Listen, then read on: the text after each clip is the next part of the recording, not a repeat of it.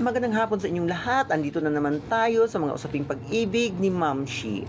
Ang ating letter sender ngayon ay isang lalaki at itago na lang natin sa pangalang Cobra. Basahin natin ang kanyang sulat. Dear Ma'am Shi, kakaiba po ang ipinadala kong sulat dahil hindi naman ito tungkol sa pag-ibig ng asawa o girlfriend. Ngunit ito ay tungkol sa pagmamahal na hinihingi ko sa aking ina. Ako pala si Cobra, nag-iisang anak. Noon nakatira kami sa pagadian ng aking ina at ang aking papa. Tapos nung mamatay ang aking ama, kami na lang ni nanay ang nagkasama. Bata pa ako, naranasan ko nang magbanat ng buto at magtrabaho para mabuhay kaming mag-ina. Isang araw, nagpaalam ang aking nanay na pupunta dito sa Bacolod at magtatrabaho. Ibinigay niya sa akin ang address, ngunit sa katagalan ay hindi na siya bumalik. Kaya naisipan kong puntahan siya dito. Nung pagdating ko dito, nagkita naman kami at may kalibin na pala siya. Sa simula, medyo okay pa yung trato sa akin ng kanyang asawa. Ngunit hindi nagtagal, nag-aaway na pala sila palagi dahil sa akin, dahil doon daw ako nakatira sa kanila.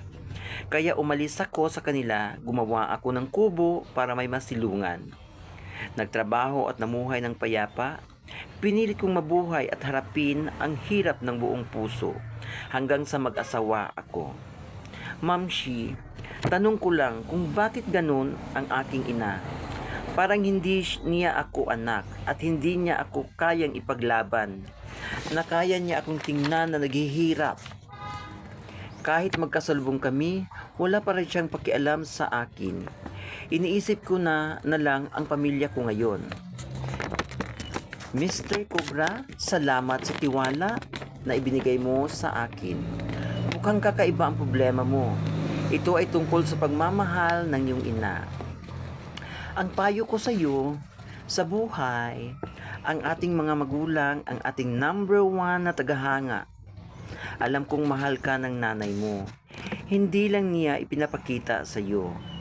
May pagmamahal kasi na hindi mo man makita, ngunit nadarama mo ito.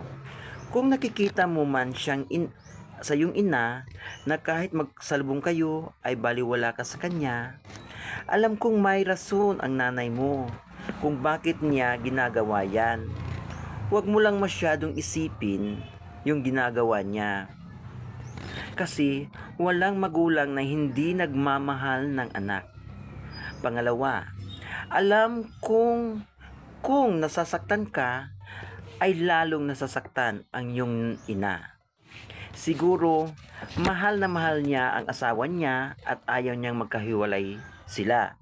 Kaya para walang gulo at hindi sila mag-away, ganun na lang ang ginagawa niya sa iyo.